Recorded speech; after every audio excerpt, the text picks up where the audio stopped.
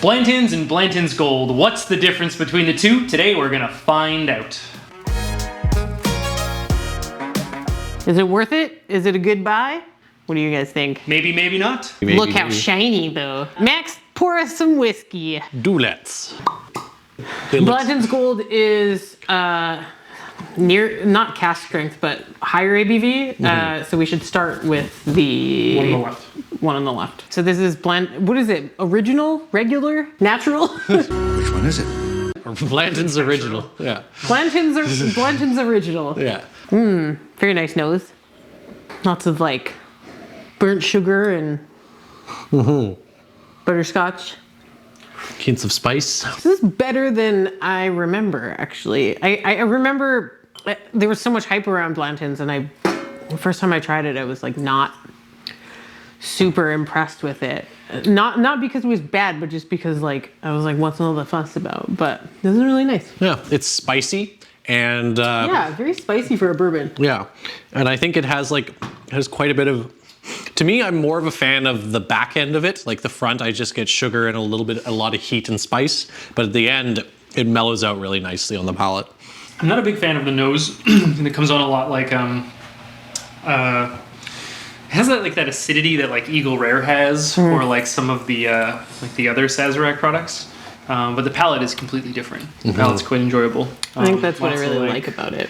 Yeah. Eagle Rare is one of my favorites. So. Yeah, but I kind of see what he means. Like on the nose, and immediately it seems quite plain, but then it opens up into something with a little bit more nuance. Yeah. All right, let's Moving switch on. over.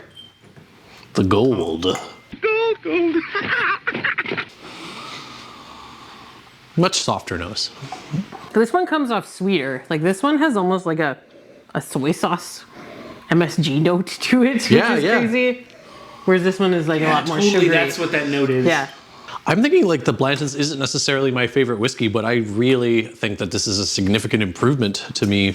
This is exactly what I remember being underwhelmed by, and I think it was the Gold that I tried the first time. It's like you have all these like waves of flavor that go like this, and with the Gold, it's like someone just like turned up the compression and like knocked off all of those edges, which seems like it would be good, but it makes it feel like smooth, which is, I think, what I don't like about it. Like, it's like... Yeah, this is smoother than the original, the Gold.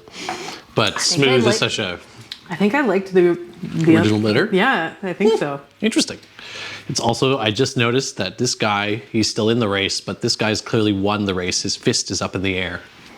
I don't think that there's anything to gain by it being a higher proof. Gasp. Which is, like, I don't often say that, but, like, I actually think that the lower proof is benefiting it more than the higher proof. I won't often make that remark about it. And I've never heard you say that. for the intrigued viewer, what exactly do these bottles set us back? 109 in British Columbia for the regular Blantons, and I believe 139 for Blanton's Gold. Both are still difficult to obtain, so there you are.